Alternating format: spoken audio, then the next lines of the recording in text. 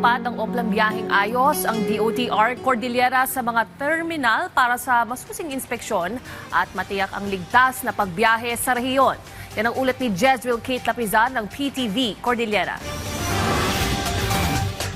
Ilang araw bago ang Semana Santa, may mga biyahero nang nagdesisyong lumuwas ng lungsod ng Baguio ng maaga para hindi maabutan ang mahabang mga pila sa mga terminal ng bus.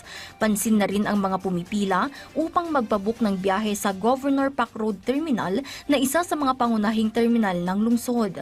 Si Aling Violi na planong mamasyal ng Baler, alas 7 pa lang ng umagang nagtungo sa bus terminal para masigurong mayroon silang masasakyan. Baka mamaya maraming pasahero, di ba? Senior kami, gusto ko sa harapan. Kaya 7:30, nandito na kami.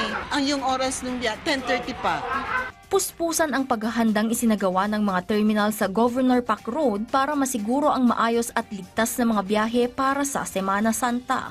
Bilang paghahanda, lahat ng mga sasakyan na magagamit ay masusing nilang sinuri at siniguro rin nilang nasa maayos na kaisipan at kalagayan ang kanilang mga driver.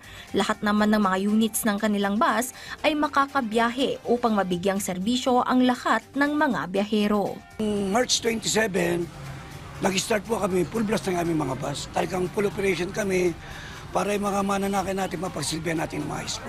Nagsimula naman ng magsagawa ang DOTR Cordillera ng masusing inspeksyon sa mga terminal sa rehiyon sa pamamagitan ng Oplan Biyaheng Ayos kung saan naka-heightened alert status ang ahensya para sa Semana Santa at Summer Vacation 2026. Nagsimula ito noong March 23 at matatapos sa April 6. Ang concern lang naman talaga namin is yung roadworthiness. Una-una yung roadworthiness na magbibiyahe. Tinitingnan namin talaga physical, lahat ng yung tires. Kasi kung 30% na lang yan, hindi namin pinapabiyahe. Sa Pacdal, Baguio City naman, na isa sa mga kadalasang dinadagsa ng mga tao, napansin ang pagbaba ng bilang ng mga turistang nagtutungo rito, ganoon na rin ang paggaan ng galaw ng trapiko sa gitna ng patuloy na pagtaas ng presyo ng produktong petrolyo. Gayunpaman, mahigpit pa rin ang ginagawang paghahanda ng mga kapulisan sa lugar sa inaasahang pagdami ng mga pupunta sa mga tourism sites sa Semana Santa. Nakikoordinate kami sa mga iba-ibang civic group organization at volunteers group organization para mapanatiling tahimik ang Baguio, lalo na itong summer vacation.